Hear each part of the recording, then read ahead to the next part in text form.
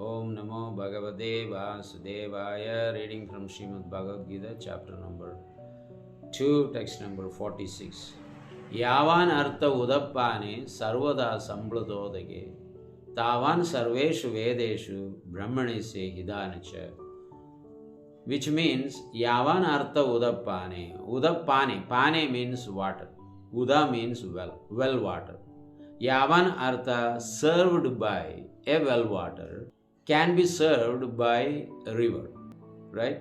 The river can actually serve so many different requirements, but well cannot, because in villages there are so many wells, different wells.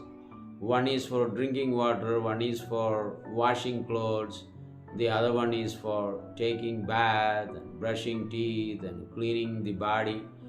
All these different varieties of wells are found in the villages. I am personally witness to do this too. So in our house we have water, well water, but it was not fit for drinking. So we go to a temple well, fetch water from there, which is good, just only 20 feet difference, but the water is different. So we see here in villages, people go to different wells to get water. Different waters for bathing, washing clothes, brushing the teeth. But if you go to such a big body of water, such as rivers, you can do everything.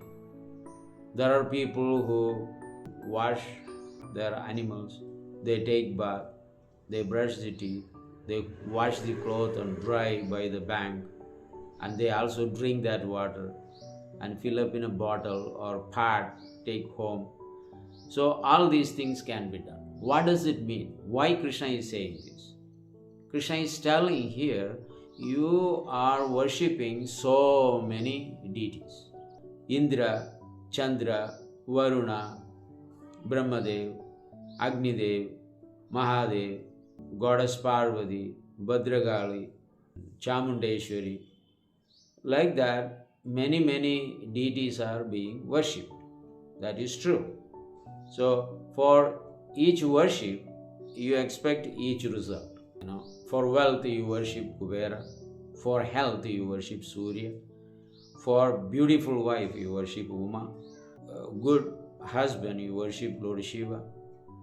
And also for wife, you worship Lord Shiva. The gopis used to worship Mother Kartiyayani to get a good husband like Lord Sri Krishna. And Varunadev for good water, Indra for rain, also sexual power multiplying, you worship Indra. Bhadrakali for some black magic purposes, they worship her. Moon god, you worship for getting a strong mind. So in this way, you worship so many demigods. But if you worship Brahmanasya Vijanada, here in this verse says that when you worship the Supreme Brahman, one single Lord, just going to the river, taking a bath, and doing all the other things in the river, instead of fetching water from different wells for different purposes, simply worshipping the Absolute Lord, that you are worshipping everyone. And you can take care of everything by simply worshipping the Supreme Lord. That includes the worship of Lord Shiva, Lord Brahma, Indra, Chandra, Varuna, Agnidev, Kuberadev. Worshipping the Devi Devatas results you can obtain from worshipping Lord Vishnu or Lord Krishna. So here we actually see from the Vedic literature, there is a quote, Yasmin Vijnanade Sarvayeva Vijnanam Bhavanti. So when you understand the Supreme Brahman, the personality of God, Lord Sri Krishna, Sarvayeva Vijnanam Bhavanti, and you get all the realizations, all knowledges, all results of worshipping others, everything will be produced by this particular worship of the Parabrahman, Supreme Lord, Sri Krishna.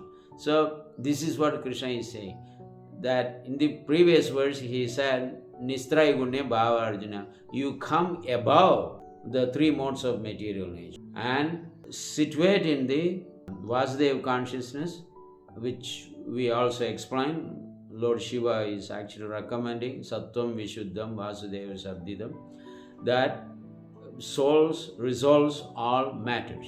Now here Krishna is saying the result of worshipping that particular personality. And in the Shastra, Lord Shiva explains in Padma Puran to Mother Parvati, Aradhananam Sarvesham Vishnuvor Aradhanam Param. When Mother Parvati asked, just like you all asked, who is the topmost of all deity who can be directly worshipped.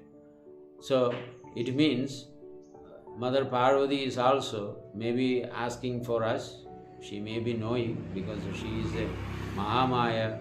She always goes to Karanodaga ocean and take the instruction from Lord Mahavishnu for creating, annihilating and maintaining with her 10 hands, Mother Durga. So she might have asked for us, the conditioned souls who do not know whom to worship and who should not be worshipped. So in that connection, she asked the question to Lord Shiva. So Lord Shiva replies that Aradhananam Sarvesham Vishnuvar Aradhanam Param. The supreme worship of all is actually worshipping Lord Vishnu. And above also there are who is his devotees, or the paraphernalia is connected to Lord Vishnu. Devotees as well as paraphernalia, they are actually above Lord Vishnu's worship. So this is the statement of Lord Shiva. So how is that? Tasmad Paradaram Devi Tadiyanam Samarchanam.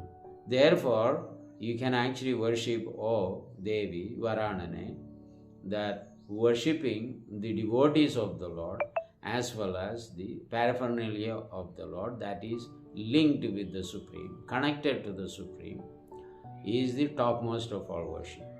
Then Lord Vishnu. So this is Mahadev's personal direction to Mother Parvati. So in the Shastra, there are Karma Kanda, Jnana Kanda, Upasana Kanda. So Upasana Kanda is a Kanda, right? First Kanda, second Kanda, third Kanda is like that. Madhya Kanda, Adi Kanda, Andhya Kanda is like that. There is Karma Kanda section, then Jnana Kanda section, Upasana Kanda section. The Karma Kanda sections are for the people, those who have lost their total intelligence, because it is just karmic actions and the results of it, which are very temporary.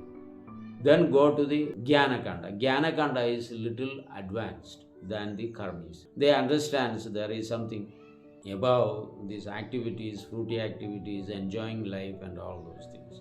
So they have become little renounced because they came to know that nothing is belong to us. Right? If you are not owner, if you go and claim some land or a house is yours, they will really chastise you, drive you out, or put you in mental hospital, something like that. So even if you actually say that it is my property or it is not my property, even if you go and tell that house which is not your property and say that it is not my property, still you are blamed. How can you actually even think about it is your property, therefore you are saying it is not my property? So even if you say my property or if you say it's not your property, still you are blamed. Just like going to Bank of India or SBI, say these branches belong to me. The people think, are you crazy? Then if go in front of that bank and say this bank is not belong to me, they still blame you. In that case, how can bank be yours or is not yours? It is beyond that. The bank is beyond your possession and non-possession. This is like that. Jnanis think that nothing is ours. So therefore, let us actually develop some kind of detachment from these attachments. The karma kandis are attached, and therefore everything they think belong to them. In this way, they only take care of their family and They don't give any charity or give to anybody.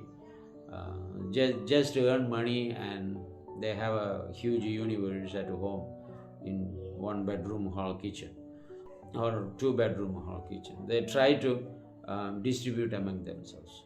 Gyanis are detached. But Upasana Kanda people, they understand there are so many Devi Devatas. So they try to satisfy each one, giving 1 flower, 2 flowers, 3 flowers, or some banana and agarbatti and all. But among all the upasanas, means worship, the worshippers is worshipping the Supreme Lord. Therefore, Janmadi Yasya Yadaha, the understanding comes. Everything is found in this material world. The origin is the Supreme Personality of Godhead, or Sri Krishna. Therefore, worshipping Him and or Vishnu, they are actually the same personalities and different attitude, but they are Krishna's personal expansion is Narayana and Vishnu. So worshipping them solve all the problems. Exactly like entering into the river and trying to quench your thirst, washing your clothes, taking a bath, washing your animals, pet animals. Everything can be actually done. So that is what Krishna is actually saying. So in the previous verse, as he said that come above the material nature, nirguna. Guna means sattva-guna, rajo-guna, tamo-guna. Nirguna means you are above that, which is called Vishuddha Sattva.